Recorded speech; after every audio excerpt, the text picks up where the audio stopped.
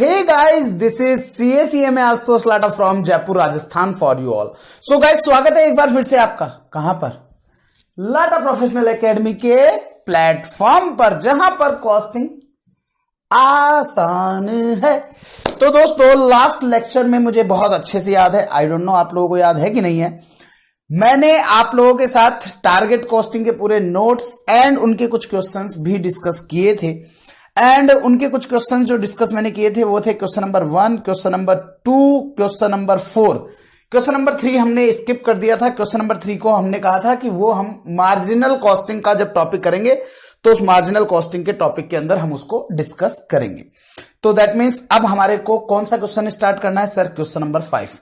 दोस्तों मैं आपको बता दूं, लास्ट एग्जाम जब हमारी बुक बनी थी तो हमारे साथ क्या हुआ कि हमने जब क्वेश्चंस जब अरेंज किए थे तो ऐसा था कि मुझे किस सीरीज में क्वेश्चन कराने हैं वो मैंने क्लास कराने से पहले डिसाइड किया, बुक बनाने से पहले डिसाइड नहीं किया। बट इस बार मैंने आप लोगों को जो बुक रेडी करके दी है वो उसी सीरीज में है जिस सीरीज में मैं आप लोगों को क्वेश्चन कराने वाला हूं। दैट मीन्स मैं आपको कंटिन्यूएशन में क्वेश्चन कराऊंगा। दैट मीन्स क्वेश्चन नंबर 1, 2, 3, 4, 5, 6 मैंने क्वेश्चंस को उसके अकॉर्डिंग ही अरेंज करके आप लोगों को दिया है, सो दैट आप लोग जब रिवाइज कर रहे होंगे तो आप लोगों को भी वो सीरीज पता होगी। क्या पता करना है सर? कंटिन्यूएशन स्टार्ट करना है, question number 1, 2, 3, 4, 5, 6, 7, 8 and so on. तो आप लोगों को भी कंटिन्यूअसली रिवाइज करना है जब भी आप रिवाइज करेंगे। और मैं आपको एक बार और बताना चाहूंगा कि आप लोगों को रिवाइज करने का तरीका, आप जब भी रिवाइज करेंगे तो आपके हाथ में बुक होनी चाहिए, आपके हाथ में आपकी रफ कॉपी, दैट मीन्स आपकी नोटबुक होनी चाहिए जिसमें आप क्वेश्चन सॉल्व करेंगे बाय हैंड। और आपके पास एक ये यंत्र होना चाहिए जिसको हम कैलकुलेटर कहते हैं। इसके अलावा वो कॉपी नहीं होनी चाहिए जिस कॉपी के अंदर हमने आपको सॉल्यूशन कराया है। दैट मीन्स अगर आप चाहते हो कि रियल में मुझे सीएमए बनना है तो आप लोगों को यही टेक्निक अपनानी है। भूल के भी जिस कॉपी में हम आपको सॉल्यूशन करवा रहे हैं उस कॉपी को आपको रिवीजन के टाइम पर यूज नहीं करना है, अनटिल अनलेस कि अरे सर मैं तो इस क्वेश्चन के अंदर बहुत ज्यादा टाइम दे चुका हूं और मैं तो परेशान हो चुका हूं, मेरा तो आंसर ही नहीं आ रहा है, पता नहीं क्या चक्कर हो रहा है।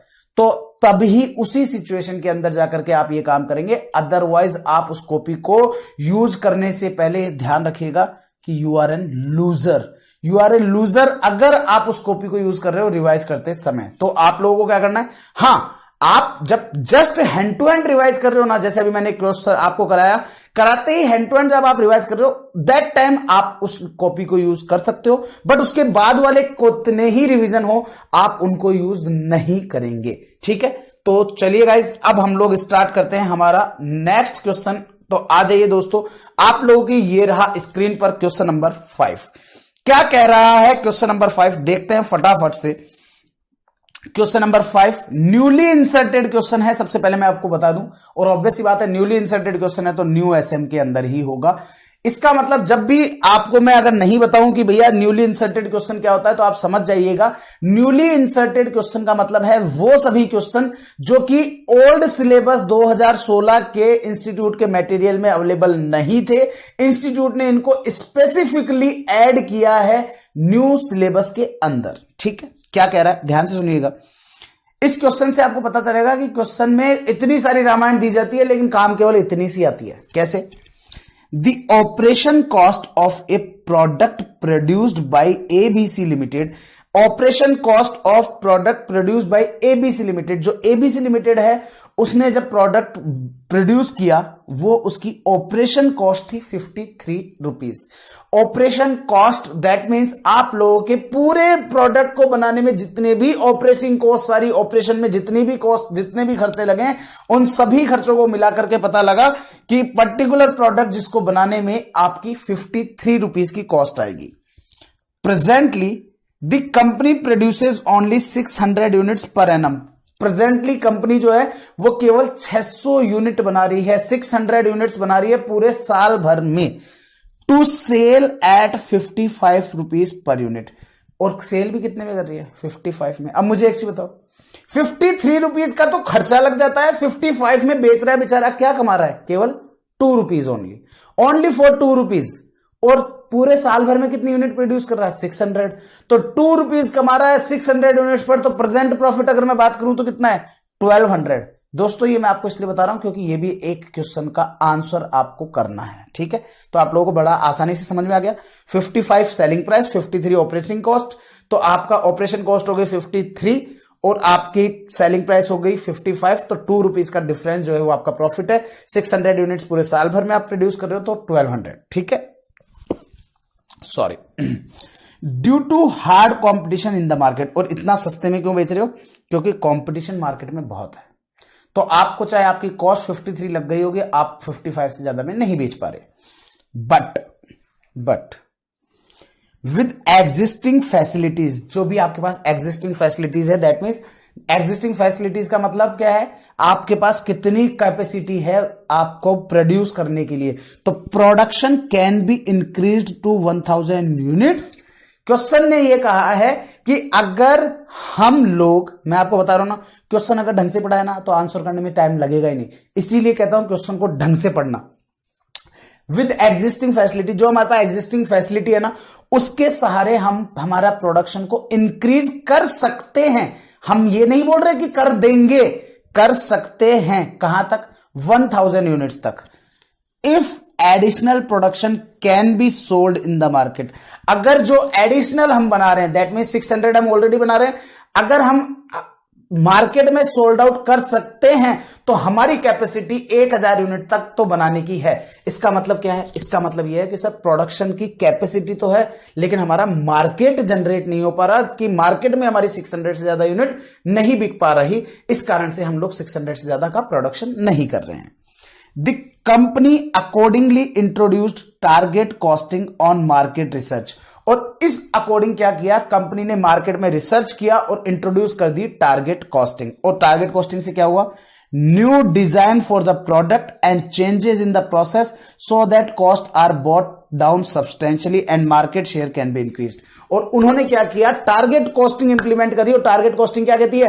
कि हमारे को एक पर्टिकुलर टारगेट सेट करना है और उस टारगेट के अकॉर्डिंग हमारे को कॉस्ट अचीव करनी है। और वो अचीव कैसे होगी ये खुद क्वेश्चन ने आपको बताया। हमने मार्केट रिसर्च किया, उससे हमने न्यू डिजाइन बनाई प्रोडक्ट की और प्रोसेस को चेंज किया। और ये क्यों किया? ताकि हम हमारी कॉस्ट को सब्सटेंशियली कम कर सकें।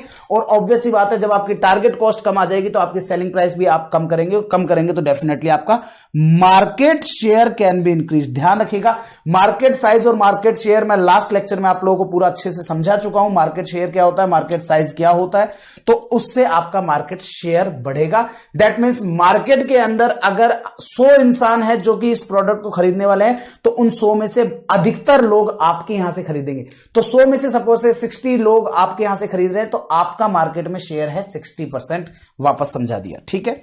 The estimate for the next year, that means जब हम लोग वो न्यू डिजाइन को इंप्लीमेंट कर देंगे ना, तो उसके लिए हमारा एस्टिमेट क्या है कि हम सेलिंग प्राइस 55 से कम करके टारगेट सेलिंग प्राइस 50 ही कर देंगे।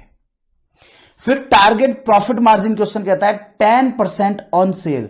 सेल का 10%, तो मुझे एक चीज बताओ, 50 रुपीज की अगर सेलिंग प्राइस है तो उसका 10% आपका टारगेटेड प्रॉफिट कितना होगा सर? 5 रुपीज। और अगर आपकी सेलिंग प्राइस 50 है, टारगेट प्रॉफिट 5 रुपीज है, तो मुझे एक चीज बताओ, क्या ये 45 रुपीज नहीं हो जाएगा? क्या ये 45 रुपीज नहीं हो जाएगा? क्या आंसर है यस सर, 45 रुपीज हो जाएगा। टारगेट सेलिंग प्राइस में से जब आप टारगेट प्रॉफिट को लेस कर दोगे तो आपके पास टारगेट कॉस्ट आ जाती है, तो 45 रुपीज आ गई। टारगेट वॉल्यूम क्या है सर? 900 यूनिट्स। टारगेट वॉल्यूम मतलब कि हम इस रेट पर भी 1000 यूनिट्स नहीं बना पा रहे हैं, हम 1000 यूनिट्स मार्केट में नहीं बेच पा रहे, लेकिन हमने टारगेट सेल्स वॉल्यूम जो किया वो 900 यूनिट्स ही किया। तो क्या हमारी कैपेसिटी थी 900 यूनिट्स को बनाने की? आंसर है यस। 1000 यूनिट्स तक हम बना सकते थे, 900 यूनिट्स की हमने टारगेट किया है। क्वेश्चन आपसे क्या चाहता है? रिक्वायर्ड कैलकुलेट करो टारगेट कॉस्ट पर यूनिट। ये लो जी, हमने ऑलरेडी कर दी 45 और ये रहा आंसर भी मैच है। क्वेश्चन कहता है and target cost for the expected volume. Question कहता है टारगेट कॉस्ट भी बताओ एक्सपेक्टेड वॉल्यूम का। तो 45 को जब आप 900 से मल्टीप्लाई कर देंगे तो आपके पास टारगेट वॉल्यूम भी आ जाएगा और टारगेट टोटल कॉस्ट भी आ जाएगी। तो 45 मल्टीप्लाई बाय 900 करेंगे तो 40,500। ये लीजिए आपका, ये आ गई वैल्यू। देन इसके बाद में बोलता है, क्वेश्चन बोलता है कंपेयर करो एग्जिस्टिंग प्रॉफिट। एग्जिस्टिंग प्रॉफिट में आपको ऑलरेडी निकलवा चुका था कि यहां पर 55 में हम सेल कर रहे थे, 53 की कॉस्ट थी, तो 2 रुपए का प्रॉफिट और 600 यूनिट्स पर, तो एग्जिस्टिंग प्रॉफिट हमारा 1200 का था। एग्जिस्टिंग प्रॉफिट हमारा 1200, तो ये लीजिए आपका एग्जिस्टिंग प्रॉफिट 1200। और क्वेश्चन ने कहा था कंपेयर करो टारगेट प्रॉफिट के साथ, तो टारगेट प्रॉफिट 5 रुपए का था, तो 900 यूनिट पर वो कितना हो जाएगा 4500। ये लीजिए 4500, खत्म। अब मुझे ये बताओ, ये वाला क्वेश्चन मैं आप लोगों को कराऊं क्या? कई बार बच्चा बोलता था सर वैसे तो हो गया, लेकिन सर हमको भी तो लिखना पड़ेगा ना, तो आप कराई दो। तो मैं आपको कहता हूं फटाफट से आप लोग, मैं अब आप लोगों को समझा पूरा चुका हूं, अब मैं आप लोगों को क्या करूंगा, फटाफट से इसको इलेबोरेट कर देता हूं, मतलब फटाफट से सॉल्व कर देता हूं। तो देखो दोस्तों क्या क्या गिवन है, क्या कुछ है। क्वेश्चन नंबर 5 मैं यहां पर लिख लेता हूं गिवन, और गिवन के अंदर मैंने 2 कॉलम बना लिए, एक तो एग्जिस्टिंग और एक हो गया आपका टारगेट। एग्जिस्टिंग की बात कर लेते हैं, तो हमारा एग्जिस्टिंग में सेल्स यूनिट्स जो है वो हमारी एग्जिस्टिंग में है 600 और टारगेट हमने लिया है 900 का। हमारी जो सेलिंग प्राइस है वो एग्जिस्टिंग में है 55, टारगेट में हमने लिया है 50। और हमारी जो कॉस्ट है वो एग्जिस्टिंग तो हमें पता है ऑलरेडी 53, लेकिन टारगेट कॉस्ट कितनी है वो दी हुई नहीं है। ऑल्दो हम कैलकुलेट करेंगे लेकिन दी हुई नहीं है। तो हमारे पास गिवन डेटा जो है वो यही है क्या? आंसर है यस सर। आप चाहे तो चेक कर लो, यही 5 डेटा आपको गिवन है पूरे क्वेश्चन में, और एक टारगेट प्रॉफिट मार्जिन भी आपको दे रखा है, ठीक है। तो यही सारी चीजें हैं, तो आपका टारगेट प्रॉफिट मार्जिन और लिख देते हैं। तो यहां पर प्रॉफिट जो है वो आपको इसमें ऑल्दो दिया हुआ नहीं है, लेकिन यहां दिया हुआ है 10% of sales, that means 10% of selling price बोल सकता हूं। तो क्वेश्चन ने सबसे पहला जो क्वेश्चन पूछा था वो इनका था जी, क्या क्वेश्चन पूछा? क्वेश्चन का कहना था सबसे पहले आप टारगेट कॉस्ट पर यूनिट बताओ और हमारे एग्जिस्टिंग वॉल्यूम पर भी बताओ। तो ठीक है, लो जी, सबसे पहला हमारा टारगेट सेलिंग प्राइस, आपकी टारगेट सेलिंग प्राइस जो है वो है ₹50। इसमें से आप लेस कर देंगे आपका टारगेट प्रॉफिट जो कि है आपका @10% ऑफ सेल्स, तो 10% ऑफ सेलिंग प्राइस, तो ये हो गया ₹5। तो इसमें से ये लेस कर देंगे तो आपके पास बच जाएगा 45, और ये हो जाएगी आपकी target cost per unit. Question ने इसी में दूसरा पार्ट भी पूछा, प्रेजेंट वॉल्यूम के हिसाब से भी टोटल में भी बताओ, तो आपके प्रेजेंट वॉल्यूम जो है, और चाहे तो मैं ब्रैकेट में लिख देता हूं ये टारगेट वाला वॉल्यूम है, तो टारगेट वॉल्यूम है आपका 900। हम अगर इसमें से इसको मल्टीप्लाई कर देंगे तो हमारे पास टोटल टारगेट कॉस्ट आ जाएगी। मैं आपको बता दूं, मैं यहां पर ये एब्रीविएशन यूज कर रहा हूं टोटल टीसी। आपको एग्जाम में एब्रीविएशंस यूज करना अलाउ नहीं है, इस चीज का आप लोग ध्यान देंगे, ठीक है। तो ये आ जाएगा आपका 40,500। क्या हमारा क्वेश्चन नंबर 1 डन है क्या? आंसर है yes sir, question number 1 done है। फिर इसके बाद में दूसरा क्वेश्चन आता है एग्जिस्टिंग प्रॉफिट और टारगेट प्रॉफिट को कंपेयर करो, ठीक है। लो जी, दूसरा कैलकुलेशन ऑफ प्रॉफिट, तो इसमें आ जाएगा पर्टिकुलर्स, और जब कंपेयर करने के लिए बोले ना तो आप कुछ इस तरह से टेबल पे शो करके आइएगा, एग्जिस्टिंग एंड टारगेट। और इसमें आपको क्या करना है, सेलिंग प्राइस लीजिए, यहां पर 55 है, यहां पर 50 है, इसमें से आप लेस कर दीजिए आपकी कॉस्ट, और कॉस्ट इस जगह पर कितनी है सर 53, और इस जगह पर कितनी है सर, अभी अभी आपने निकाली है 45। तो यहां से जैसे आप ये लेस कर देंगे तो आपके पास आ जाएगा प्रॉफिट पर यूनिट, और प्रॉफिट पर यूनिट जो है वो आ जाएगा आपके पास इधर ₹2 और इधर ₹5। जब आप इसको मल्टीप्लाई कर देंगे आपके यूनिट से तो आपके पास टोटल प्रॉफिट भी आ जाएगा। तो यहां पर है 600 यूनिट्स, यहां पर है 900 यूनिट्स, तो प्रॉफिट जो है वो यहां पर आ जाएगा आपका प्रॉफिट ₹1200, और यहां पर आ जाएगा ₹4500। ये लो जी, दैट्स ऑल। अब बच्चा कई बार मेरे को बोल देगा सर क्या इस तरह के क्वेश्चन आ जाते हैं। मैंने कहा जी अगर आपकी किस्मत अच्छी होगी, आप लोगों ने कोई कम से कम नाना करते हुए 20-25 साल अगर भगवान श्री राम के चरणों में रहे होंगे तो ही इस तरह के क्वेश्चन आपके एग्जाम में आते हैं, और अगर आते भी हैं तो वो एमसीक्यू में आते हैं। तो आप चाहें तो मैं आपको बता दूं, आप चाहो तो यहां पर लिख सकते हो इंपॉर्टेंट फॉर एमसीक्यू, इसको भी लिख दीजिएगा। ये भी ओनली एमसीक्यू में पूछा जा सकता है ये क्वेश्चन। ये वाला क्वेश्चन भी ओनली एमसीक्यू में पूछा जाएगा, क्योंकि इंस्टीट्यूट 2-2 नंबर में 3-3 नंबर में इस तरह के क्वेश्चन ही पूछता है, 2 मार्क्स के जो आते हैं। देन ये वाला जो क्वेश्चन था, ये वाला भी क्वेश्चन आपका एमसीक्यू का ही आप लिख सकते हो, ये भी एमसीक्यू में ही जाएगा, क्योंकि इतना ज्यादा नहीं है इसमें, या 4 मार्क्स में मैक्सिमम लिख सकते हो, एमसीक्यू ऑब्लिक 4 मार्क्स क्वेश्चन।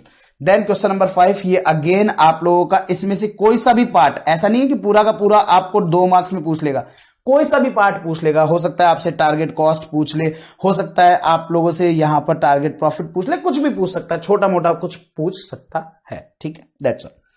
अब आइए, अब हम एक ऐसा क्वेश्चन कर रहे हैं जो कि इंस्टीट्यूट जो है उसके लिए थोड़ा सा पसंदीदा टाइप सा क्वेश्चन है। जब इंस्टीट्यूट को पेपर आसान देना होता है तब वो इस तरह के क्वेश्चन 8 मार्क्स में पूछ लिया करता है। कैसे? ऑल्दो अगेन मैं ये बोलूंगा कि ये क्वेश्चन 1 डे बिफोर आपको रिवाइज करने की जरूरत नहीं है। मैं कुछ क्वेश्चंस को आप लोगों को साथ के साथ 1 डे बिफोर भी लगाता हुआ चलूंगा। 1 डे बिफोर का मतलब कि जब आप लोग एक ऐसे क्वेश्चंस जिनको आप लोगों को आखिरी रिवीजन तक भी लेना है, मतलब कि जिन क्वेश्चंस को आप लोगों को मल्टीपल टाइम्स लेना है, मैं उन सारे क्वेश्चंस को आप लोगों को टिक करूंगा। आप लोगों को जितने अभी तक के जितने भी क्वेश्चंस हैं, अगर आप इनको क्लासेस करी, हैंड टू हैंड रिवाइज कर लो, इसके बाद अधिकतम एक रिवीजन, मैं आपको बता दूं क्लासेस करने के बाद जस्ट जो आप रिवाइज कर रहे हो मैं उसको रिवीजन नहीं मानता हूं। तो मैं ये कहूंगा कि इससे पहले के सारे जो क्वेश्चंस थे उनको आप लिख सकते हो 1 revision, only single revision. That means कि एक बार रिवाइज कर लो, काम हो जाएगा। तो इसका मतलब क्या है, क्लासेस खत्म होने के बाद, मैं बार बार नहीं बताऊंगा इस बारे में, मैं आपको बता रहा हूं, अगर मैंने बोला है एक रिवीजन तो इसका मतलब है कि क्लासेस कंप्लीट होने के बाद एक बार कर लो, और चाहे तो कैलकुलेटर पर भी कर लेना। वो क्वेश्चंस तो ऐसे हैं, ठीक है। चलिए, तो क्वेश्चन नंबर 6 को स्टार्ट करने से पहले मैं आपको बता दूं ये क्वेश्चन आपके न्यू स्टडी मटेरियल में है, और सिंस मैंने यहां पर यह लिखा है न्यू स्टडी मटेरियल, लेकिन मैंने ये नहीं लिखा है कि न्यूली इंसर्टेड क्वेश्चन, इसका मतलब यह है कि ये न्यू स्टडी मटेरियल में तो है ही है, लेकिन ये ओल्ड स्टडी मटेरियल में भी था। तो एमटीपी जून 2017 का भी ये क्वेश्चन था, एमटीपी जून 2017 में भी ये क्वेश्चन पाया गया था, ठीक है। क्या है? Shubh company manufacture and sell 7500 units of a product. एक कंपनी है शुभ कंपनी, वो कोई भी पर्टिकुलर प्रोडक्ट की 7500 यूनिट्स सेल आउट करती है मार्केट में, okay. The full cost per unit is ₹100, और उसकी फुल कॉस्ट का मतलब वेरिएबल कॉस्ट भी आ गई और आपकी फिक्स कॉस्ट भी आ गई, दोनों इंक्लूड हो गई, तो वो फुल कॉस्ट है उसकी ₹100। The company has fixed its price so as to earn a 20% return on investment of 9 lakh. और कंपनी जो है उसने फिक्स कर रखी है अपनी प्राइस, इतनी फिक्स कर रखी है ताकि वो अर्न कर सके 20% रिटर्न, किस पर? अपने इन्वेस्टमेंट पर, और इन्वेस्टमेंट कितने का है? 9 लाख का। तो इसका मतलब कंपनी क्या चाहती है? कंपनी ये चाहती है कि 9 लाख का 20% साल का उसको रिटर्न मिल जाए, या इन शॉर्ट मैं यूं बोलूं कि 9 लाख का 20% 1,80,000 रुपीज उसको पूरे साल भर में इनकम मिल जाए। इस तरह से उन्होंने प्राइस डिसाइड कर रखी है। अब इसका मतलब क्या है? Cost plus markup. तो आपका कॉस्ट प्लस मार्कअप, बच्चा बोल देगा सर आपने तो कहा था ट्रेडिशनल कॉस्टिंग के अंदर ये चीज होती नहीं है, ट्रेडिशनल कॉस्टिंग टारगेट कॉस्टिंग के अंदर तो ये चीज होती नहीं है, तो ट्रेडिशनल का पार्ट है। आपको क्वेश्चन इस तरीके के भी मिलेंगे आप लोगों को टारगेट कॉस्टिंग के अंदर। अभी ये मिक्स क्वेश्चंस आ जाएंगे कि ट्रेडिशनली क्या होता था और टारगेट कॉस्टिंग का ये क्वेश्चन अब आप टारगेट के हिसाब से करके दिखाओ, तो वो भी आएगा। कैसे? तो इसका मतलब आपको यहां से क्या समझ में आया? पूरे साल में 7500 यूनिट सोल्ड आउट करनी है, जिस पर फुल कॉस्ट ₹100 है, और रिटर्न जो हम कमाना है वो 20% कमाना है अपने इन्वेस्टमेंट पर, जो कि है 9 लाख, ठीक है। ओके, आगे चलो। रिक्वायर्ड जब ये क्वेश्चन की बात करूं तो देखो 4 पार्ट में आपसे क्वेश्चन पूछ रहा है, ईच पार्ट ऑफ 2 मार्क्स। हर एक पार्ट 2-2 नंबर के लिए एग्जाम में पूछा जाएगा, या अगर इसमें से कोई भी 3 पार्ट पूछ लेगा इंस्टीट्यूट तो आपसे 2-2 मार्क्स के हिसाब से 6 मार्क्स का क्वेश्चन बना सकता है। तो ठीक है, तो इस तरह के क्वेश्चन बन जाते हैं एग्जाम में, ध्यान रखिएगा। क्वेश्चन कहता है कैलकुलेट करो selling price per unit from the above, अपने ऊपर जो भी डिटेल है उससे सेलिंग प्राइस बताओ, and also calculate the markup percentage on the full cost, और हमें यह भी बताओ कि मार्कअप परसेंटेज कितना आया फुल कॉस्ट के हिसाब से। ओके सर, बता देंगे, पहला क्वेश्चन। दूसरा question, if this selling price as calculated above represent a markup of, मैं एक काम करता हूं, आप क्यों ना आप लोगों को मैं एक एक पार्ट कराते हुए चलूं, ज्यादा बेटर है, आप लोगों को समझ में आसानी से आएगा। तो आइए दोस्तों, मैं आप लोगों को एक एक पार्ट इस क्वेश्चन का कंप्लीट करते हुए चलता हूं, चलिए, ताकि आप लोगों को हर एक पार्ट समझ में भी आता जाएगा और आप लोगों के लिए बेहद आसानी से क्वेश्चन, जो कि ऑल्दो बेहद आसान क्वेश्चन है, वो आप लोगों के लिए फटाफट से कंप्लीट हो जाएगा। तो क्वेश्चन नंबर 6 रहेगा ये। अगर इस क्वेश्चन की बात करूं तो मुझे गिवन क्या दे रखा है, मुझे गिवन डिटेल जो दे रखी है वो ये है कि हम लोग, हमारी टोटल नंबर ऑफ जो यूनिट्स है, वो यूनिट्स हम लोग पूरे साल भर में बेचते हैं 7500। जो हमारी कॉस्ट है दैट मीन्स फुल कॉस्ट, तो हमारी फुल कॉस्ट आपको दे रखी है ₹100 पर यूनिट। आपको यहां पर इन्वेस्टमेंट दे रखा है, आपका इन्वेस्टमेंट जो है वो दे रखा है आपको ₹9 लाख, और आपको इस जगह पर जो है इंस्टीट्यूट ने आपको, आपके क्वेश्चन में ये भी बोला है कि 20% डिजायर्ड प्रॉफिट है। ओके, तो प्रॉफिट जो है वो है आपका @20% of ROI, return on investment, 20% return on investment, ठीक है, 20% ऑफ रिटर्न ऑन इन्वेस्टमेंट नहीं, 20% रिटर्न ऑन इन्वेस्टमेंट, ठीक है। अब दोस्तों सेलिंग प्राइस डिसाइड करनी है, बेहद आसान सा क्वेश्चन है। कैसे सर? सबसे पहले आप यहां पर लिख दीजिए कॉस्ट, कॉस्ट है आपकी ₹100। फिर आपको पता है जब पूरी की पूरी कॉस्ट आपके पास है तो अब केवल आपको इसमें प्रॉफिट जोड़ना है सेलिंग प्राइस के लिए। अब प्रॉफिट कैसे आएगा सर? प्रॉफिट देखो, पूरा इन्वेस्टमेंट है हमारा 9 लाख का, उसका 20% हमको रिटर्न चाहिए। इसका मतलब 1,80,000 हमें कमाने हैं, लेकिन ये तो पूरे साल भर में कमाने हैं। तो एक यूनिट से कितने कमाने हैं सर? इसमें आप टोटल नंबर ऑफ यूनिट्स का डिवाइड लगा दीजिए, जो कि है आपकी 7500। तो 7500 यूनिट्स का आप डिवाइड लगा देंगे तो आपके पास पर यूनिट आ जाएगा 9 लाख मल्टीप्लाई बाय 0.20, क्योंकि 20% बोलूं या 0.20 बोलूं एक ही बात है, डिवाइडेड बाय 7500, तो आपके पास प्रॉफिट आ गया 24। और आपके पास कॉस्ट है, आपके पास प्रॉफिट है, तो क्या दोस्तों मेरे पास सेलिंग प्राइस आ जाएगी क्या? तो सेलिंग प्राइस आ गई मेरे पास ₹124। अभी इस फर्स्ट क्वेश्चन का पहला पार्ट कंप्लीट हुआ है। इसी में क्वेश्चन ने हमसे यह भी पूछा है कैलकुलेट करके बताओ मार्कअप ऑन फुल कॉस्ट कितना है। तो मार्कअप ऑन फुल कॉस्ट कैसे होगा? मार्कअप ऑन फुल कॉस्ट, दोस्तों मार्कअप ऑन फुल कॉस्ट जब भी आपको कैलकुलेट करना हो तो आपको एक चीज ध्यान रखनी है, जिस पर भी कैलकुलेट करना हो उन दोनों का डिफरेंस ले लो। That means selling price minus full cost.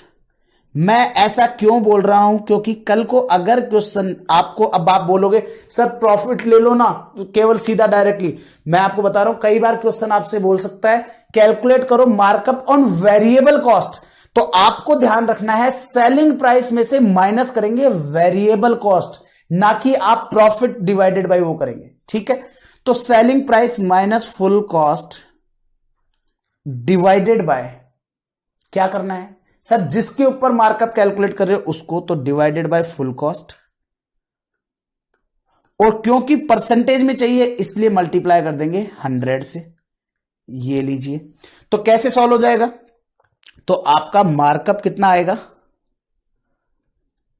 Sir? Selling price है 124,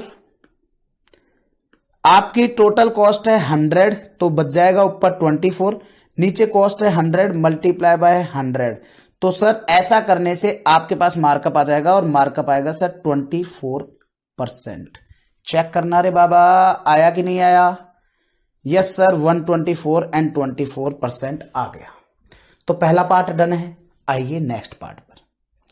if selling price as calculated above, that means की 124 रिप्रेजेंट करता है a markup of 40% on variable cost.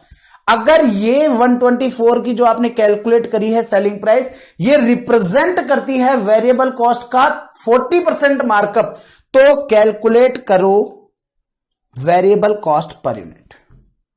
कहने का मतलब क्या हुआ दोस्तों, ध्यान से सुनना। इन्होंने ये बोला कि जो आपने ऊपर अभी अभी कैलकुलेट किया है ना, जो अभी आपने ऊपर अभी अभी कैलकुलेट किया है, जो आपने ऊपर अभी अभी जस्ट कैलकुलेट किया है मार्कअप, वो क्या है?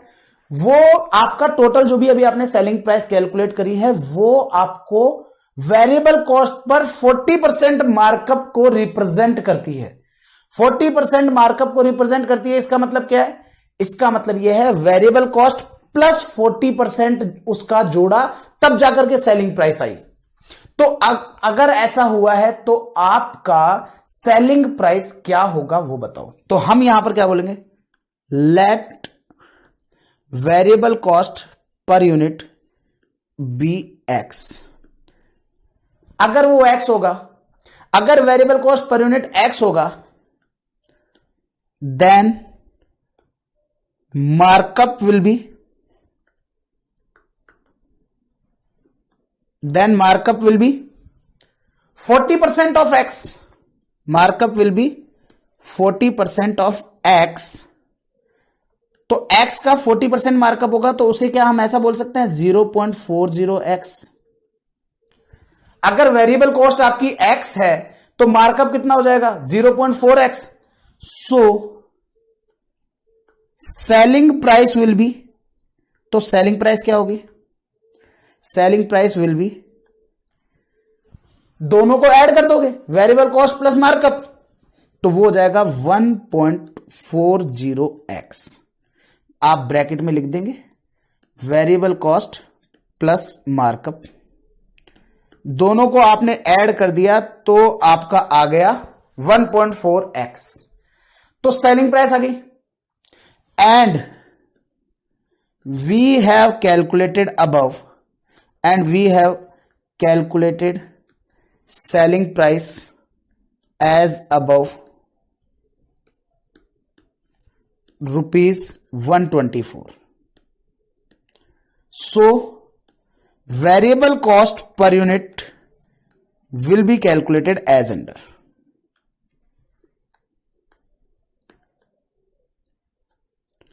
अब आपको पता है आपका सेलिंग प्राइस जो है वो क्या है? 1.4x के बराबर, और 1.4x के बराबर है 124। तो क्या मैं ऐसा कह सकता हूं क्या कि x के बराबर कितना होगा? सर 124 में आप डिवाइड लगा देंगे 1.4 का, तो आपके पास आ जाएगा वेरिएबल कॉस्ट, और वो आएगा 124 डिवाइडेड बाय 1.4, तो ये आ जाएगा 88.57। और ये 88.57 आपके x की वैल्यू आ गई। और आपको पता है x क्या है? सर x है हमारा variable cost per unit. That's all, that's all. तो उम्मीद करता हूं कि ये वाला पॉइंट आपको बिल्कुल क्लियर हो गया होगा, बिल्कुल क्रिस्टल क्लियर हो गया होगा। अब चलते हैं नेक्स्ट पॉइंट पर। नेक्स्ट पॉइंट क्या बोलता है? Calculate the companies income. Calculate करके बताओ कंपनी की income if it had changed the selling price to rupees 115। अब आपको क्वेश्चन कहता है कि आप कंपनी की इनकम कैलकुलेट करके बताओ यदि कंपनी ने अपनी सेलिंग प्राइस चेंज करके 115, दैट मीन्स 115 रुपीज कर दी है। तो मतलब कि पहले जहां 124 थी उसकी जगह हमने 115 कर दी। At this price the company would have sold 6750 unit. Should the company have increase the selling price to 115। आपको क्वेश्चन कहता है कि अब हमें यह कैलकुलेट करके बताइए आप कि कैलकुलेट करो कंपनी की income if it had changed the selling price to 115। At this price company would have sold 6750। मतलब समझ रहे हो? क्वेश्चन बनाने वाले का माइंड देखो आप, मतलब क्वेश्चन बनाने वाले को इतना नहीं पता, केवल उसको फिगर से खेलना है, उसको ये तक नहीं पता अरे मेरे भाई डिमांड और प्राइस का रिलेशन पढ़ा है क्या? डिमांड और प्राइस का रिलेशन पढ़ा है? अरे आप लोगों ने भी इकोनॉमिक्स में पढ़ा होगा, फाउंडेशन में, आपके 11th 12th में। डिमांड और प्राइस का कॉन्सेप्ट कहता है कि जब आपकी प्राइस बढ़ेगी तो आपकी डिमांड कम होगी, और आपकी जब प्राइस गिरेगी तो आपकी डिमांड बढ़ेगी। ऐसा होता है। इन महानुभावों ने जब आपका एक क्वेश्चन बनाया तो उन्होंने क्या किया, 124 पर प्राइस थी, 124 पे प्राइस थी, प्राइस हो गई कम। अब प्राइस कम हो गई तो इनकी डिमांड बढ़नी चाहिए थी ना।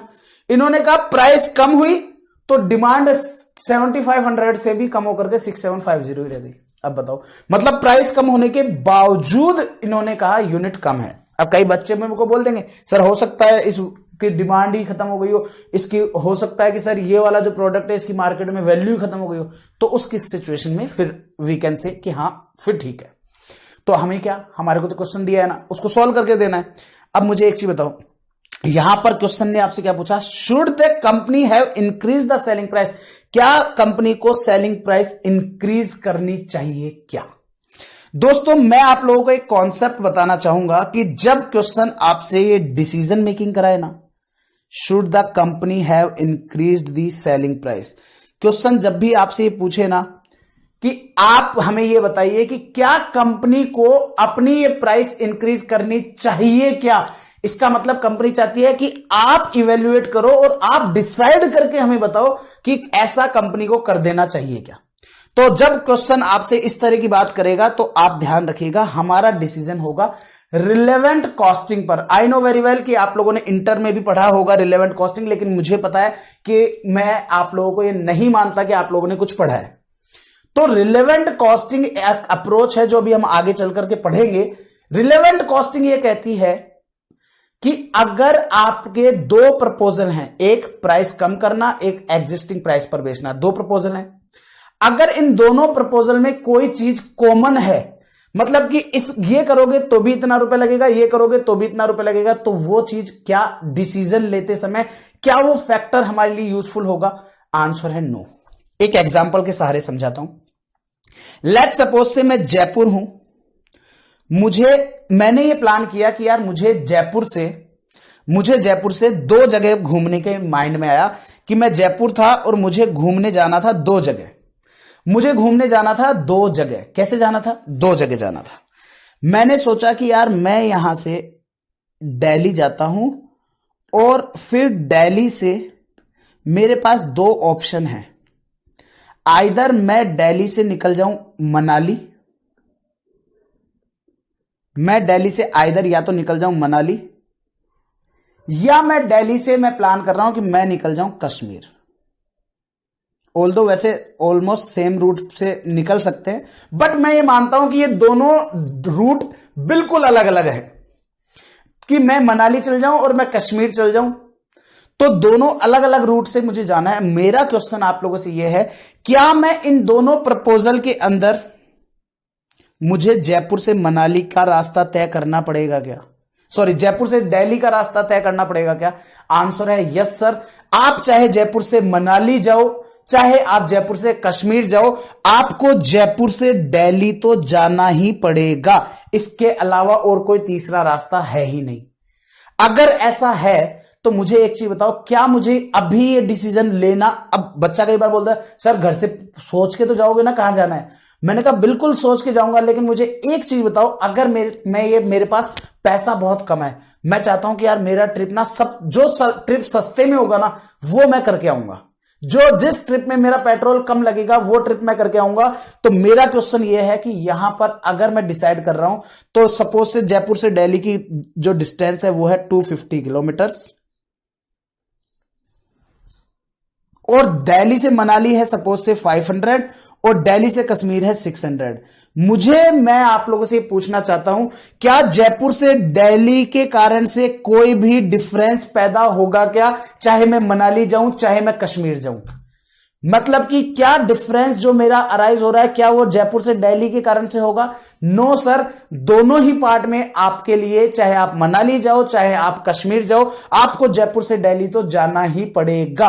उसका कोई सेकंड ऑप्शन आपके पास नहीं है। और जब सेकंड ऑप्शन नहीं है तो क्या मुझे जयपुर से दिल्ली के किलोमीटर के ऊपर कोई डिस्कशन करना चाहिए क्या? आंसर है नो। मेरा डिस्कशन होगा केवल और केवल इस 500 और 600 पर। इसका मतलब यह हुआ दोस्तों कि जब हम दो अलग अलग प्रपोजल को इवेल्युएट कर रहे हैं और उन प्रपोजल में से एक कॉस्ट कॉमन है, दोनों में ये कॉस्ट कॉमन है, तो उस कॉस्ट को हम इररिलेवेंट बोल देते हैं। क्या ये इस डिसीजन में जयपुर से दिल्ली का जो पेट्रोल का खर्चा है वो इररिलेवेंट है कि नहीं? आंसर है यस सर, वो मेरा इररिलेवेंट है। इस डिसीजन मेकिंग में मेरे कहीं पर भी काम नहीं आएगा। मेरे को ये डिसाइड करने के लिए कि मेरा कहां से सस्ता पड़ेगा, वो मुझे दिल्ली से देखना पड़ेगा मनाली का, या दिल्ली से देखना पड़ेगा मुझे कश्मीर का, क्योंकि यही वो दूरियां हैं जहां पर डिफरेंस पैदा हो रहा है। तो इसका मतलब क्या है? इसका मतलब यह है दोस्तों कि जब आप कोई भी प्रपोजल इवेल्युएट कर रहे हो तो आपको कोई भी कॉमन खर्चा है वो इररिलेवेंट हो जाएगा। अब मुझे एक चीज बताओ, इस पर्टिकुलर क्वेश्चन में मेरे पास एक ऑप्शन है मैं 7500 यूनिट्स वाला बेचूंगा और दूसरा ऑप्शन है मैं सेलिंग प्राइस को कम करके 6750 बेचूंगा। और मुझे एक चीज बताओ, चाहे मैं 7500 बेचूं चाहे मैं 6750 बेचूं, क्या मेरी लगने वाली फिक्स कॉस्ट चेंज होगी क्या? आंसर है नो। मेरी लगने वाली फिक्स कॉस्ट चेंज नहीं होगी। तो जब अगर फिक्स कॉस्ट आपकी चेंज नहीं होगी तो डिसीजन मेकिंग में क्या ये रोल प्ले करेगी? आंसर है नो, ये आपकी इररिलेवेंट हो जाएगी। तो इसलिए हम जब ये डिसीजन लेंगे कि हमें 115 रुपए पर बेचना है या 124 पर बेचना है, तो उसके लिए हम फिक्स कॉस्ट को कंसीडर नहीं करेंगे। तो इसलिए मैं आप लोगों को ये, मैंने आपको पूरा कॉन्सेप्ट इसका समझाया। अब मैं इसके बारे में लिखवा देता हूं। Since fix cost will remain same, since fixed cost will remain same in both the options,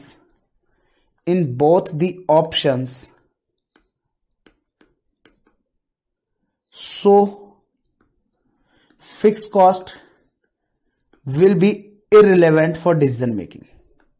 So fixed cost will be irrelevant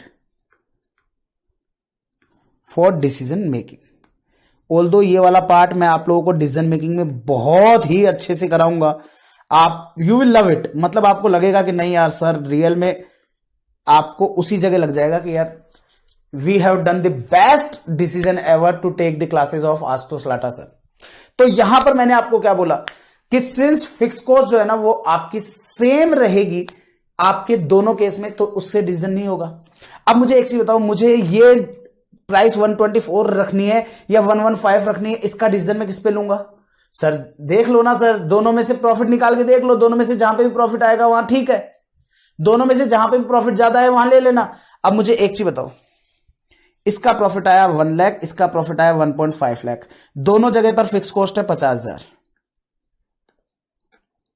मतलब कि सपोज से इसकी सेल आ रही है, लेट सपोज से इसकी सेल आई 7 लाख, इसकी सेल आई 6 लाख, इसके अंदर वेरिएबल कॉस्ट लगी 6 लाख और इसके अंदर वेरिएबल कॉस्ट लगी 4.5 लाख। तो आपके पास कंट्रीब्यूशन आया 1 लाख और 1.5 लाख। इसमें से आपने फिक्स कॉस्ट लेस करी तो डिफरेंस आया 50,000 और 1 लाख।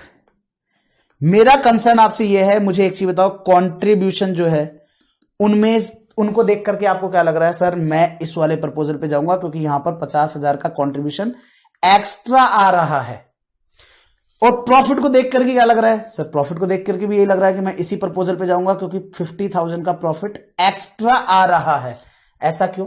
कि कंट्रीब्यूशन भी 50,000 ही एक्स्ट्रा आ रहा है और आपका प्रॉफिट भी 50,000 ही एक्स्ट्रा आ रहा है। ऐसा इसलिए दोस्तों क्योंकि दोनों ही प्रपोजल में हमारी फिक्स कॉस्ट सेम है, और जब आपका फिक्स कॉस्ट सेम होता है तो उस केस में आपका डिसीजन जो है वो प्रॉफिट की जगह आप कंट्रीब्यूशन पर भी जाकर के ले सकते हैं, और वहीं पर लेना है as per relevant costing approach. तो इसका मतलब फिक्स कॉस्ट अगर मेरी दोनों प्रपोजल पर सेम रहेगी तो फिर मैं क्यों लूं? फिर मैं नीचे की कैलकुलेशन क्यों करूं? मैं सिंपली कंट्रीब्यूशन कैलकुलेट करूंगा। So fix cost will be irrelevant for decision making, so decision will be taken decision will be taken, so decision will be taken on the basis of contribution। तो मैंने कहा कि on the basis of contribution मैं इस decision को ले लूंगा। Clear, yes और no? I hope so clear हो गया होगा, मैंने काफी अच्छे से एलोबरेट किया है। तो आइए दोस्तों, मैं यहां पर आप लोगों के लिए इसको सॉल्व करता हूं। Particulars present and propose. तो दोस्तों यहां पर अगर मैं बात करूं तो मेरी जो सेल्स है वो मैं निकाल देता हूं। सेल्स मेरी जो है यहां पर है आपकी 7500 मल्टीप्लाई बाय 124, यहां पर है 6750 मल्टीप्लाई बाय 115।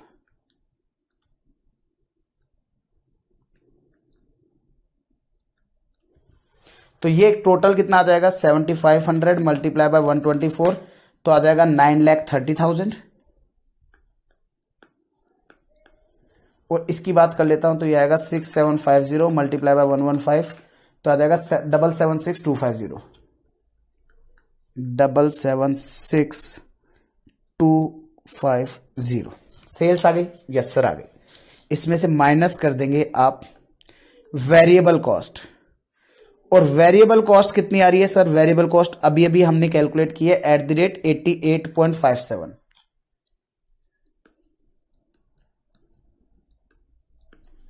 और @88.57 तो 7500 यूनिट्स पर तो कितनी हो जाएगी सर? 7500 यूनिट्स पर हो जाएगी 6,64,275, और 6750 पर 597,848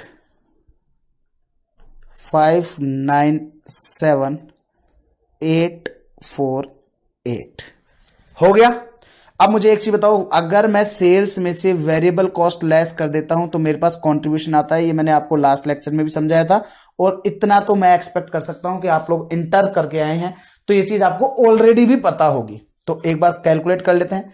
9,30,000 माइनस 6,64,275, तो ये आ जाएगा 265,725। और यहां की बात कर लेता हूं तो यह आता है 776,250 माइनस 597,848, तो आ गया 178,402। अब मुझे एक चीज बताओ, इन दोनों को देख करके आपको क्या लगा हमें कहां जाना चाहिए? सर डेफिनेटली जो हमारा प्रेजेंट है ना उसी पर जाओ, क्योंकि यहां पर इन दोनों में आप देखोगे तो दोनों से आपका रिड्यूस हो गया है यहां पर contribution, reduce contribution by rupees कितने से? सर दोनों का डिफरेंस ले लो, 87,323 सर 87,323 से रिड्यूस हो गया है। चेक करना आंसर मैच है क्या? रिडक्शन इन कंट्रीब्यूशन ₹87,323, तो रिडक्शन हो गया है। अब आपको यहां पर क्या करना है, एक रिपोर्ट भी दे करके आनी है। तो रिपोर्ट में आप क्या देंगे यहां पर डिसाइड करके, क्योंकि आपसे पूछा था कि करना है कि नहीं करना, तो अब आप रिपोर्ट में क्या लिखेंगे? Since at selling price, at reduced selling price contribution decreased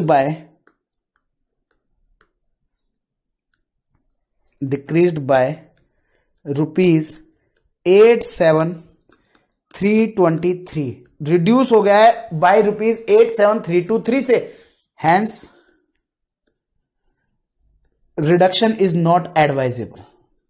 तो हम रिपोर्ट में इमेजिन वाला करना नहीं है साहब, हम कह रहे हैं हमारी राय देंगे, क्योंकि वी आर दी वन जो आप सजेस्ट कर सकते हो, मानना नहीं मानना वो तो उनके ऊपर है। तो hence reduction is not advisable. तो आप रिपोर्ट में इस तरह के शब्द लिख के देंगे कि हमारी तरफ से तो भैया ये है एडवाइस, तो reduction is not advisable. That's it, खत्म, खत्म हो गया थर्ड पॉइंट। चलिए नेक्स्ट पॉइंट पे आइए। आखिरी पॉइंट, क्वेश्चन ने क्या बोला, in response to competitive pressures, competition का इतना प्रेशर आ गया, the company must reduce the price to 105 next year. Oh my god, 124 की जगह 105 ही करनी पड़ेगी in order to achieve sales of, मतलब कि जो हमारी एग्जिस्टिंग सेल है ना, उसको भी अगर अचीव करनी है तो हमारे को प्राइस 105 रखनी पड़ेगी। और the company also plan to reduce its investment to ₹8,25,000। और कंपनी चाहती है कि वो अपने जो इन्वेस्टमेंट, जो यहां पर ये 9 लाख के नजर आ रहे हैं ना आपको, इन 9 लाख के इन्वेस्टमेंट को भी कम कर दे और उन इन्वेस्टमेंट को 8,25,000 कर दे। If a return 20% return on investment should be maintain, अगर 20% रिटर्न ऑन इन्वेस्टमेंट मेंटेन करना है तो what is the target cost per unit for the next year. तो नेक्स्ट ईयर का वो बताओ। तो बस टारगेट सेलिंग प्राइस 105 है ही अपने पास, टारगेट यूनिट अपने पास है ही, आ जाएगा बेहद आसानी से। तो आखिरी पार्ट आपका 4th नंबर का, इसमें हमारे को क्या लिखना है, सिंपली टारगेट सेलिंग प्राइस जो कि है आपकी 105।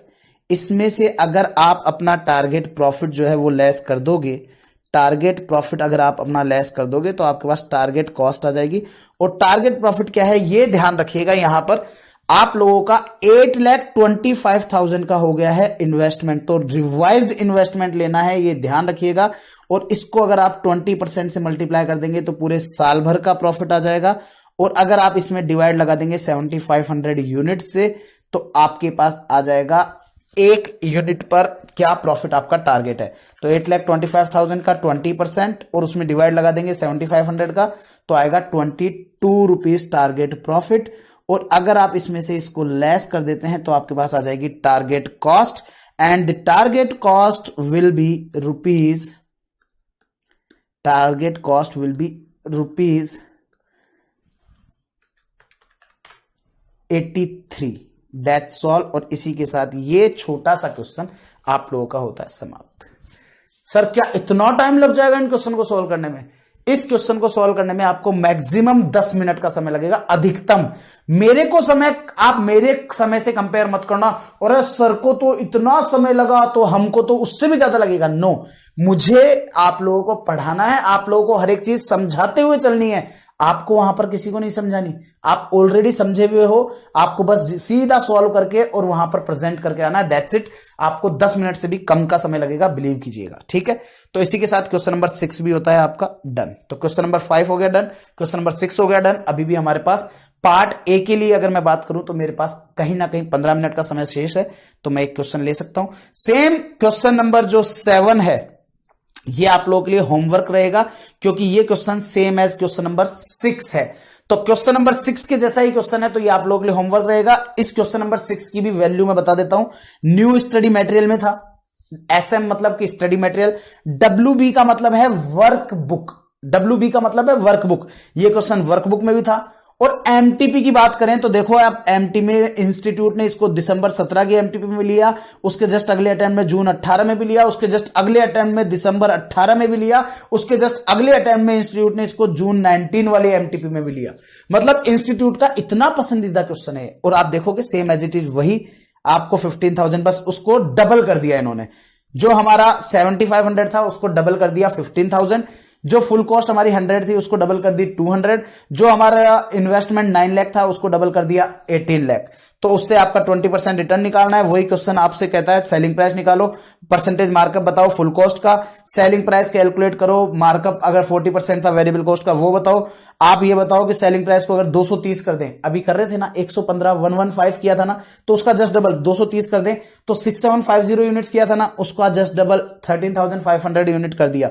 तो अब आपसे पूछना चाह रहा है, तो अगेन वही कॉन्ट्रीब्यूशन कैलकुलेट करना है। और उसके आखिरी के अंदर आपकी, अगर हमारे कॉम्पिटिशन है तो 105 प्राइस करनी थी, उसकी जस्ट डबल 210 करने के लिए बोला। और आपको तब जाकर के आप 15,000 यूनिट्स को अचीव कर पाओगे। जो इन्वेस्टमेंट है, जो वहां पर आपका 9 लाख की जगह 8,25,000 किया था, तो यहां पर इन्होंने 18 लाख की जगह उसका जस्ट डबल आपका किया है, 825 का डबल 1650। तो आपको यह कैलकुलेट करना है। आप देखेंगे आपको आंसर ऑलमोस्ट वही आएंगे, बस जस्ट हाफ हाफ आएंगे।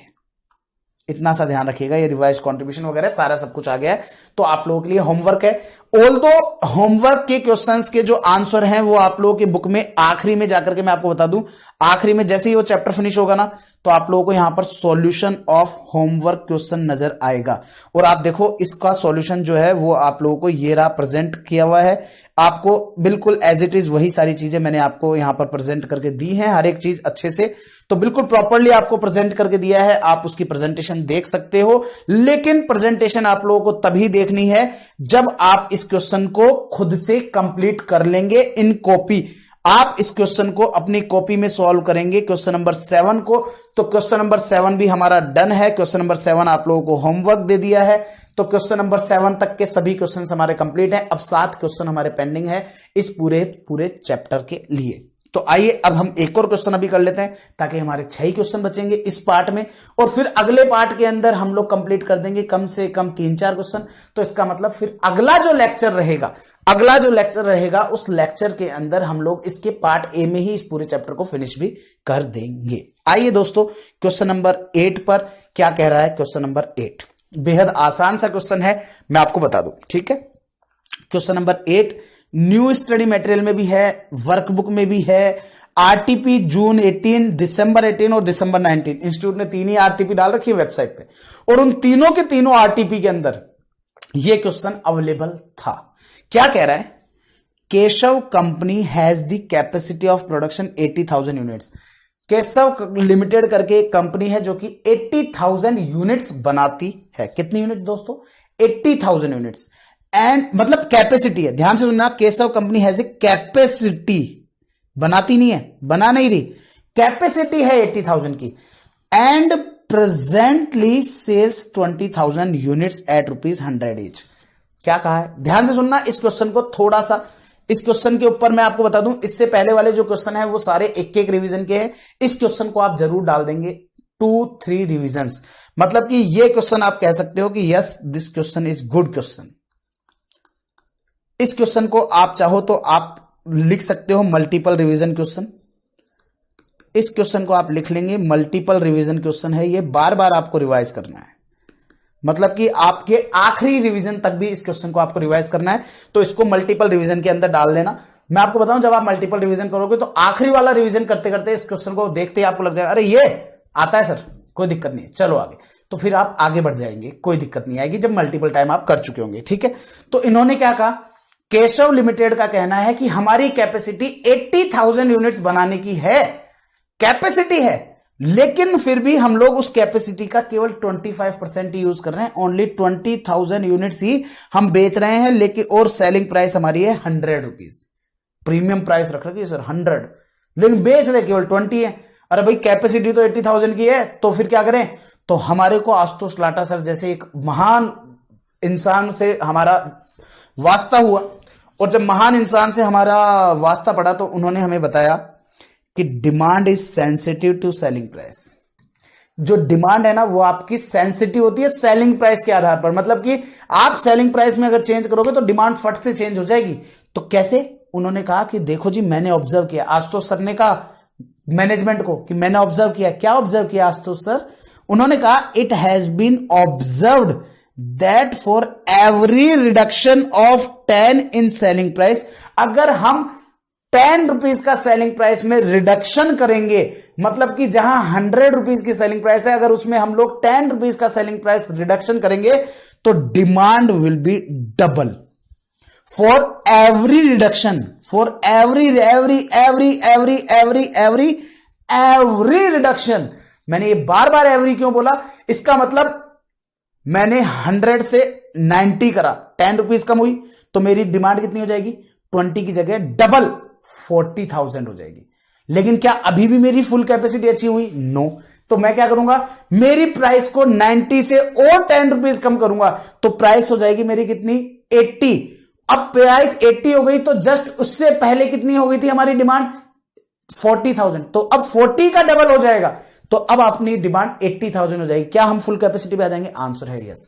यही मेन की पॉइंट है इस क्वेश्चन का। आपको यहां पर यह निकालना कि फुल कैपेसिटी पर सेलिंग प्राइस क्या होगी वो। तो क्वेश्चन ने बोला है what should be the target cost at full capacity.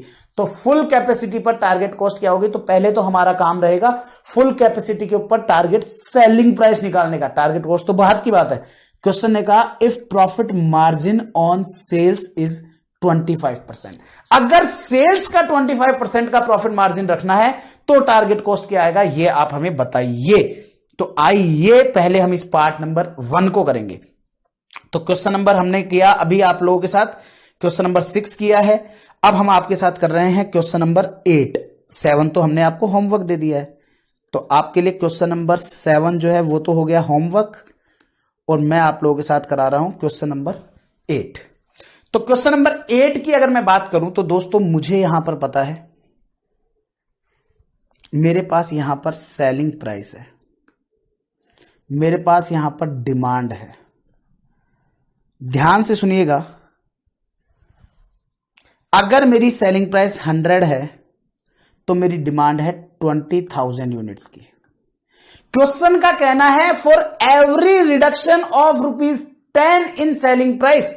तो अगर आप 100 में से 10 लेस कर देते हो, अगर आप 100 में से 10 लेस कर देते हो तो आपकी सेलिंग प्राइस हो जाएगी 90। तो क्वेश्चन का कहना था अगर आपने सेलिंग प्राइस में 10 रुपए कम किए हैं, 10 रुपीज कम किया है, तो आपकी डिमांड डबल हो जाएगी। तो 20,000 की जगह ये डिमांड आपकी 40,000 हो जाएगी। दैट मीन्स 20,000 का डबल। तो 20,000 का डबल। अब क्या अभी भी मेरी फुल कैपेसिटी अचीव हो गई? नो, क्योंकि क्वेश्चन ने जो हमें बोला है वो तो हमारे को क्या बोला है कि कैलकुलेट करो target selling price at full capacity. Question ने तो आपसे फुल कैपेसिटी पे पूछा है। तो अरे बाबा साहब, फुल कैपेसिटी तो अभी भी नहीं आई सर, तो कैसे आएगी? सर 10 रुपए और कम करके देखो। तो हमने क्या किया, हमने यहां पर 90 में से 10 रुपए और कम करे। ध्यान रखिएगा मैंने 90 में से कम करे हैं, तो आपकी डिमांड भी जो 90 पर थी उससे डबल होगी। तो यहां पर यह हो गया 80। अब सिंस मैंने 90 में से 10 रुपीज कम किया है, इसका मतलब मेरी जो 90 पर डिमांड थी जो कि 40,000 थी उसका डबल होगा। और उसका डबल कितना होगा सर? उसका डबल हो जाएगा आपका 80,000। अब मुझे एक चीज बताओ, क्या ये फुल कैपेसिटी आ गई? क्या आंसर है यस सर, ये आ गई आपकी फुल कैपेसिटी अचीव्ड। ये आपकी फुल कैपेसिटी है। अब फुल कैपेसिटी पर मेरे पास सेलिंग प्राइस आ गई क्या? यस सर, बिल्कुल आ गई। तो लो फिर कैलकुलेट कर देते। Question number 1, target selling price at full capacity. At full capacity, पूरी की पूरी कैपेसिटी जो है उसके ऊपर अगर मैं बात करता हूं तो टारगेट सेलिंग प्राइस आ गई मेरी 80। क्वेश्चन का कहना था सेलिंग प्राइस का 25% प्रॉफिट है, तो भैया लेस कर दो टारगेट प्रॉफिट। और टारगेट प्रॉफिट क्या है? आपका टारगेट प्रॉफिट है at the rate 25% of selling price. तो सेलिंग प्राइस अगर 80 है तो उसका 25% आपका रहेगा टारगेट प्रॉफिट, तो वो हो जाएगा आपका ₹20। और वो ₹20 हो गया तो आपके पास आ जाएगी टारगेट कॉस्ट, और टारगेट कॉस्ट आ जाएगी आपके पास ₹60। चेक कीजिएगा क्या ₹60 आ रही है क्या? यस सर, ₹60 आ रही है। आ गई 60। चलिए आगे चलते हैं।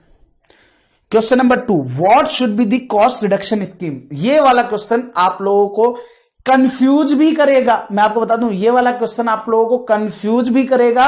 और ये वाला क्वेश्चन अगर मैं इंस्टीट्यूट के एस्पेक्ट में बात करता हूं तो उन्होंने इस क्वेश्चन की ड्राफ्टिंग भी गलत की है। इंस्टीट्यूट की इसमें ड्राफ्टिंग गलत हुई है। कैसे हुई है वो भी मैं आपको बताऊंगा। क्वेश्चन का कहना है what should be the cost reduction scheme. आपकी कॉस्ट रिडक्शन स्कीम क्या होना चाहिए? अब मुझे एक चीज बताओ, कॉस्ट रिडक्शन की जरूरत कब पड़ती है? भैया याद करो वो दिन जब मैंने आपको बताया था कि आप टारगेट कॉस्ट कैलकुलेट करोगे, टारगेट कॉस्ट के बाद में आप अपनी कॉस्ट एस्टिमेट करोगे। अगर कॉस्ट जो एस्टिमेटेड है वो अगर टारगेट कॉस्ट से ज्यादा है, अगर टारगेट कॉस्ट से ज्यादा है तो आपको उस estimated cost per cost reduction लगाना पड़ेगा, तब जाकर के वो धीरे धीरे धीरे धीरे इसके इक्वल आ जाएगी। और जब वो इसके इक्वल आएगी तब बात होगी। तो कॉस्ट रिडक्शन कितना होगा? एस्टिमेटेड कॉस्ट और टारगेट कॉस्ट, इन दोनों का जो डिफरेंस है वो कॉस्ट रिडक्शन होगा। क्लियर है? What should be the cost reduction scheme, क्या कॉस्ट रिडक्शन स्कीम होनी चाहिए if at present 40% of the cost is variable. If at present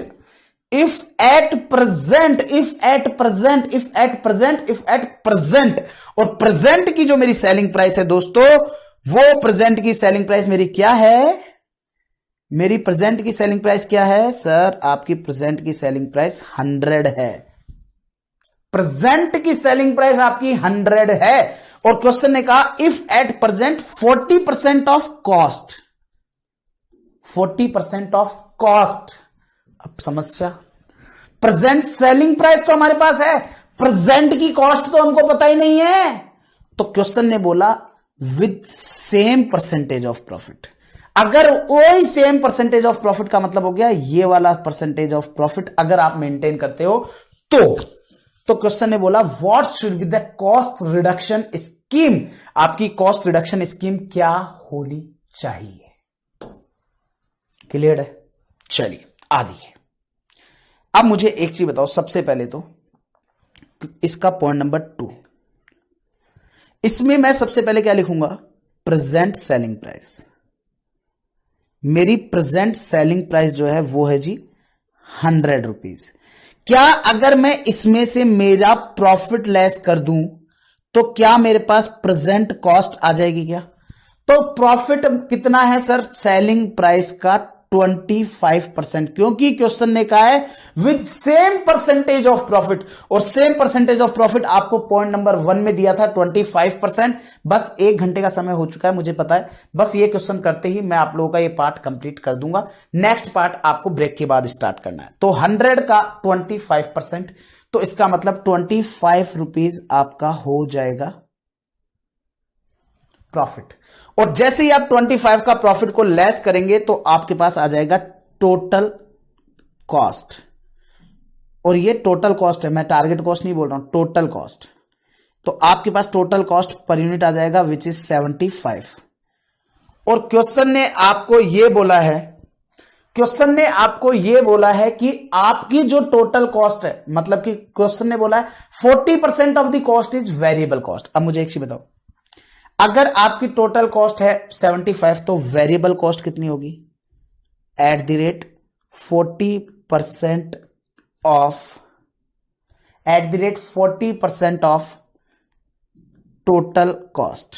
यहां पर टोटल कॉस्ट आप पूरा लिखेंगे, अदरवाइज आप क्या मानेंगे कि ये सर टारगेट कॉस्ट है, आप इसको पूरा लिखेंगे टोटल कॉस्ट। तो 40% ऑफ टोटल कॉस्ट कितनी हो जाएगी सर, ₹30। अब मुझे एक चीज बताओ, अगर मेरे पास टोटल कॉस्ट 75 है, वेरिएबल कॉस्ट मेरे पास 30 है, तो क्या मेरे पास फिक्स कॉस्ट पर यूनिट जो है वो मेरे पास बैलेंसिंग फिगर से आ जाएगी क्या? क्या फिक्स कॉस्ट पर यूनिट मेरे पास बैलेंसिंग फिगर से आ जाएगा क्या? आंसर है यस सर, आ जाएगा। तो वो हो जाएगी आपकी 45। यहां तक किसी को कोई दिक्कत? No sir. अब मैं बताता हूं इस बार इस क्वेश्चन के अंदर इंस्टीट्यूट ने कहां पर गलती करी है, कहां पर गलती करी है वो मैं आपको बताता हूं। एक्चुअल में इंस्टीट्यूट ने गलती यहां पर करी। अब मैंने आप लोगों को एक कॉन्सेप्ट समझाया था कि फिक्स्ड कॉस्ट पर यूनिट जिस भी लेवल पर कैलकुलेट होता है, आप सबसे पहले उस लेवल पर, उस जगह पर फिक्स कॉस्ट टोटल में कैलकुलेट कर दो। तो अगर मैं यहां पर बात करूं तो मेरी फिक्स कॉस्ट कितनी होनी चाहिए, 45 रेट है पर यूनिट। किस लेवल पर सर, 20,000 पर। तो 45 का 20% कितना होना चाहिए सर, 9 लाख होना चाहिए, 9 लाख होना चाहिए। लेकिन इंस्टीट्यूट ने इस जगह पर जब इस क्वेश्चन को ड्राफ्ट किया, इस क्वेश्चन को बनाया, तो उन्होंने एक गलती कर दी। और वो गलती क्या थी कि इंस्टीट्यूट ने इस 45 को जब कंपैरिजन करने बैठे तो उन्होंने क्या कंपेयर किया, बताता हूं मैं आपको। सबसे पहले अब हम कैलकुलेट करते हैं आपका पूरी कॉस्ट। अब कॉस्ट कैलकुलेट करते हैं तो variable cost at full capacity, at full capacity पर अगर हम वेरिएबल कॉस्ट की बात करते हैं तो variable cost at full capacity वो क्या होगी, at the rate 30।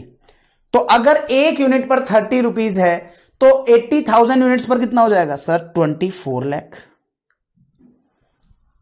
24 lakh 30 multiply by 80,000 तो 24 लाख। इसमें आप ऐड कर दें अगर आप अपना फिक्स्ड कॉस्ट, तब जाकर के आपके पास आ जाएगी total estimated cost. Total estimated cost.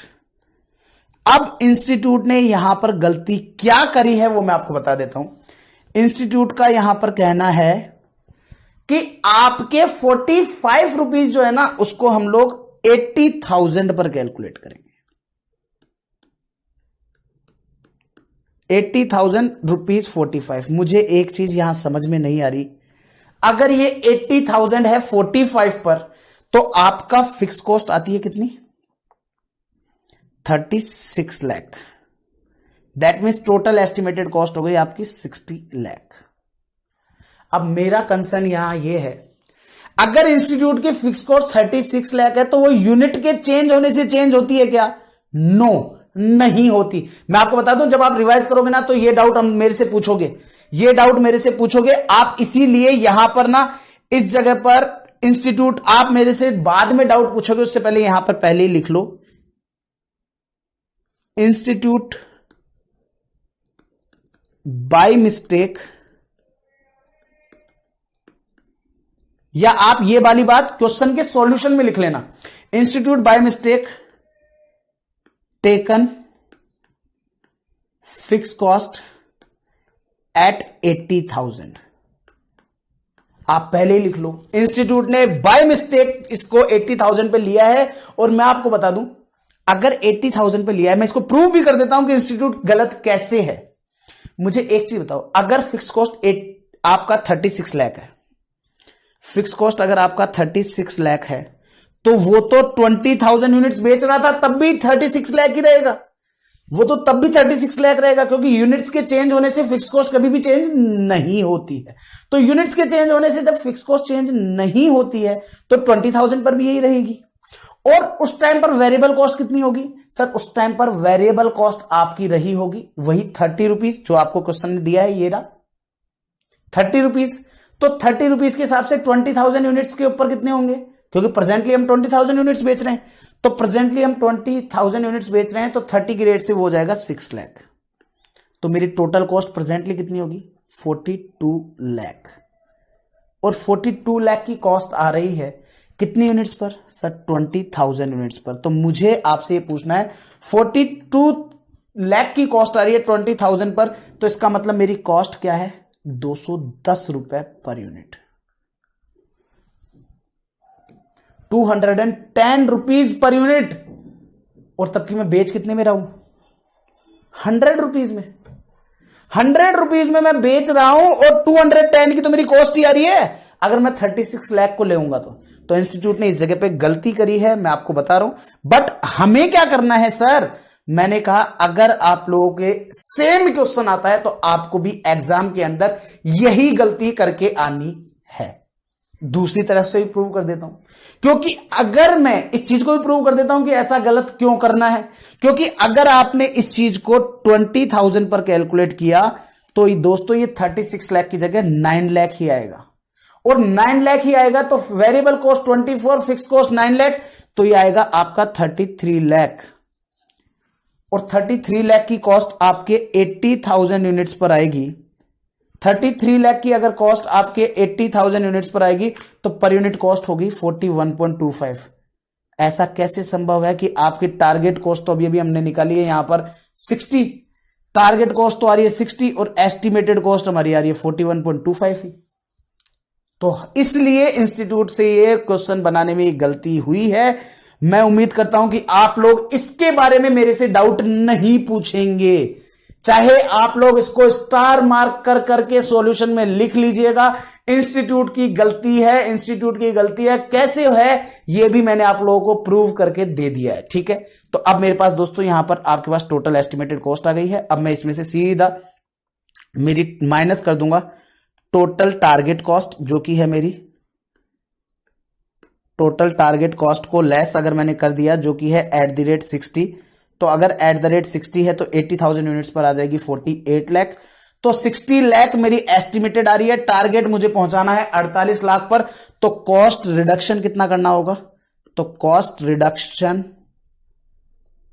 Required, तो कॉस्ट रिडक्शन जो रिक्वायर्ड है वो है आपका 12 लाख। आई होप आप लोगों को बिल्कुल अच्छे से क्लियर हो गया होगा ये। आई होप ये आप लोगों को कॉस्ट रिडक्शन कैसे आया अच्छे से क्लियर हो गया होगा। बस 1 मिनट का समय और लूंगा इस पार्ट में, डोंट वरी, मैं दोनों को मिला करके वही 2 घंटे का ही समय लूंगा, नो वरी। फिर आखिरी में क्वेश्चन बोलता है if rate of return desired is 16%। आखिरी क्वेश्चन क्या बोल रहा है, ध्यान से देखेंगे आप लोग।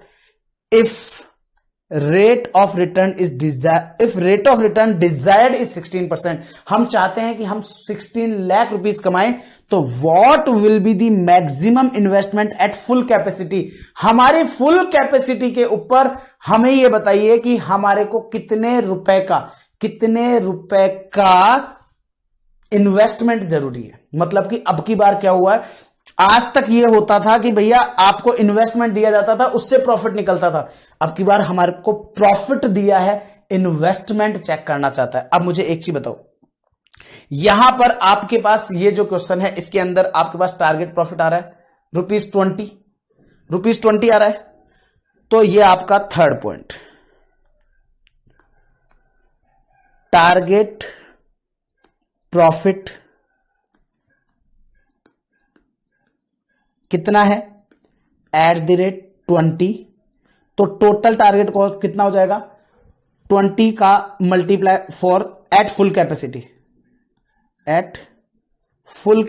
तो फुल कैपेसिटी पर कितना हो जाएगा सर 80,000 मल्टीप्लाई बाय 20, तो 80,000 मल्टीप्लाई बाय 20 का मतलब हो गया 16 लाख का प्रॉफिट। अब क्वेश्चन ने क्या बोला, 16 लाख का प्रॉफिट है। क्वेश्चन का कहना था कि आप मुझे ये बताओ कि मैक्सिमम अमाउंट ऑफ इन्वेस्टमेंट कितना होना चाहिए अगर मैं 16% कमाना चाहूं तो लेट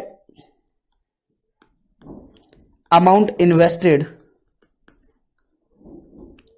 इन्वेस्टेड बी एक्स, माना कि अमाउंट जो इन्वेस्ट किया वो एक्स है, देन डिजायर्ड प्रॉफिट बोलूं या टारगेट प्रॉफिट बोलूं एक ही बात है, then desired profit will be 16% of x, तो 16% of x that is 0.16x, तो 0.16x हो जाएगा। So maximum amount of investment, bracket में लिख दिया x, तो maximum amount of investment will be calculated as below, तो वो आपका कुछ निम्न अनुसार हम कैलकुलेट कर देंगे। हमको पता है 0.16x इज इक्वल टू होना चाहिए हमारा ₹16 लाख के, तो x should be equal to हो जाएगा ₹100 लाख। कैसे आया, 16 लाख में 0.16 का डिवाइड लगा दिया। सो हम कह सकते हैं मैक्सिमम अमाउंट कितना हो जाएगा, मैक्सिमम अमाउंट ऑफ इन्वेस्टमेंट, मैं छोटे में लिख रहा हूं, आप लोगों को पूरा बड़े में लिखना है। Maximum amount of investment will B ₹100 lakh, तो आपको वो 100 लाख रुपीज मैक्सिमम रहेगा, दैट्स ऑल। और ये चेक कर लीजिए आंसर, आपका आंसर मैच है, ₹100 लाख, दैट्स इट। इसी के साथ ये वाला क्वेश्चन और इसी के साथ ये वाला पार्ट होता है फिनिश। मैं आपको बता दूं पार्ट ए में हमने कौन कौन से क्वेश्चन करे हैं आज, वो मैं इस वाले पार्ट में वो मैं आपको बता देता हूं। क्वेश्चन नंबर हम लोगों ने 5 स्टार्ट किया था, फिर मैंने 6 किया था, 7th मैंने आप लोगों को होमवर्क दिया था और 8th मैंने किया। तो इस पूरे 1 घंटे का जो लेक्चर है इसमें हम लोगों ने 3 क्वेश्चन किए हैं, एक आपको होमवर्क दे दिया है। 8 तक के सभी क्वेश्चन हमारे हो चुके हैं, अब हमारे टोटल 6 क्वेश्चन पेंडिंग है। पार्ट बी में अभी हम लोग इसके कम से कम 2 से 3 या 4 क्वेश्चन और कर लेंगे, जो रिमेनिंग 1-2 क्वेश्चन बचेगा वो हम लोग बाद में देख लेंगे। तो okay guys, that's all, bye bye. इस वाले पार्ट के लिए अभी इतना ही, फिर मिलते हैं नेक्स्ट पार्ट में। और मुझे ये बताना मत भूलिएगा आप लोगों को ये जो डाउट मैंने बोला कि ये इंस्टीट्यूट ने जो गलती करी है ये क्लियर हुआ कि नहीं हुआ, ये स्पेशली मुझे बताना मत भूलिएगा कि आप लोगों को लग रहा है कि नहीं लग रहा कि ये गलती हुई है इंस्टीट्यूट से, ये मुझे बताना मत भूलिएगा। मैं आप लोगों के हर एक बच्चे का इसके ऊपर मैसेज चाहूंगा मेरे व्हाट्सएप नंबर पर, और आप लोगों के मैसेज इस बात पर जरूर आने चाहिए कि आप लोगों को ये चीज क्लियर हुई कि नहीं हुई, क्योंकि ये मेरे लिए, मैं लास्ट वाले अटेम्प्ट के अंदर मैंने स्टूडेंट्स के ऊपर इस पॉइंट के ऊपर इतनी क्वेरी रिजॉल्व की है कि अरे मेरे प्यारे दोस्तों, मैंने ये चीज क्लासेस में बताई थी और प्रूव भी किया था कि क्यों गलत है। तो आप लोग इस चीज का ध्यान रखेंगे और मुझे बताना मत भूलिएगा कि आप लोगों को एक पॉइंट क्लियर हुआ कि नहीं हुआ। फिर मिलते हैं पार्ट बी में। Okay, bye bye.